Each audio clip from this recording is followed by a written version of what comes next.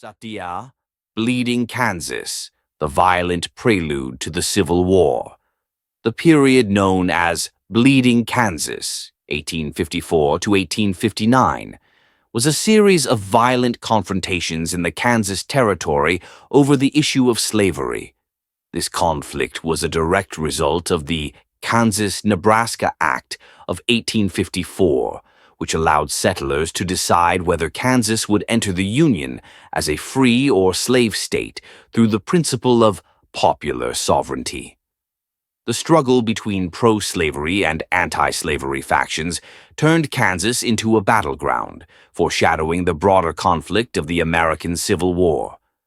Below is a detailed account of this turbulent period. Background: the Kansas-Nebraska Act. 1.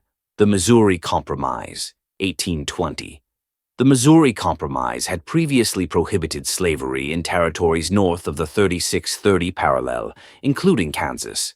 However, the Kansas-Nebraska Act, introduced by Senator Stephen A. Douglas, repealed this compromise and allowed settlers to decide the slavery question through popular sovereignty. 2-point political implications. The act was intended to ease sectional tensions, but instead inflamed them. It led to the collapse of the Whig Party and the rise of the Republican Party, which opposed the expansion of slavery. 3. Rush to Kansas. Both pro-slavery and anti-slavery settlers rushed to Kansas to influence the territorial government. Pro-slavery settlers came primarily from Missouri, while anti-slavery settlers, known as Free Staters, came from northern states. Early conflicts, 1854 to 1855. 1. Fraudulent elections. In March 1855, pro-slavery forces won control of the territorial legislature through widespread voter fraud. Thousands of pro-slavery Missourians, known as border ruffians, crossed into Kansas to vote illegally. 2. Formation of rival governments.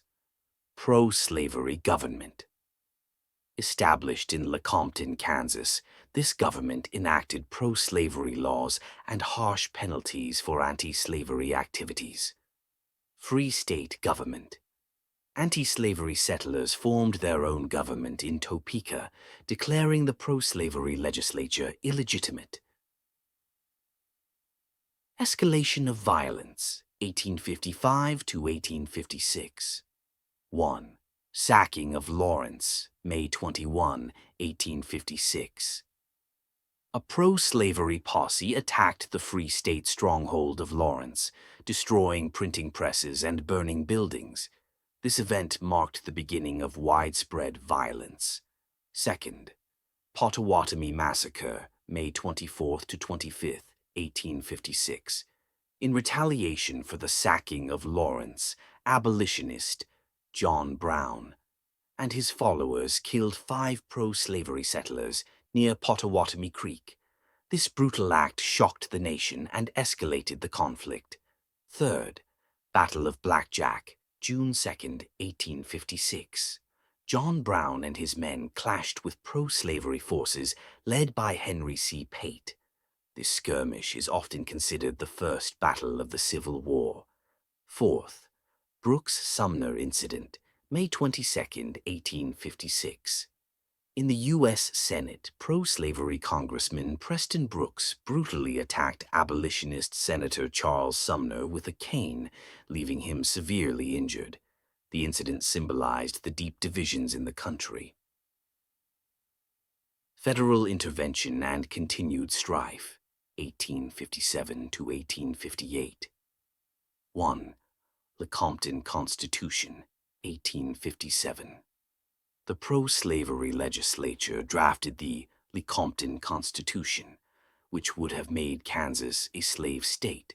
Despite widespread opposition, President James Buchanan supported it, further inflaming tensions. 2. Free state victories. Anti-slavery forces gained control of the territorial legislature in 1857 and rejected the Lecompton Constitution. they drafted the Leavenworth Constitution, which banned slavery, but it was never ratified. 3. Marais-des-Cygnes Massacre, May 19, 1858. Pro-slavery forces attacked Free Staters in Lynn County, killing 5 men.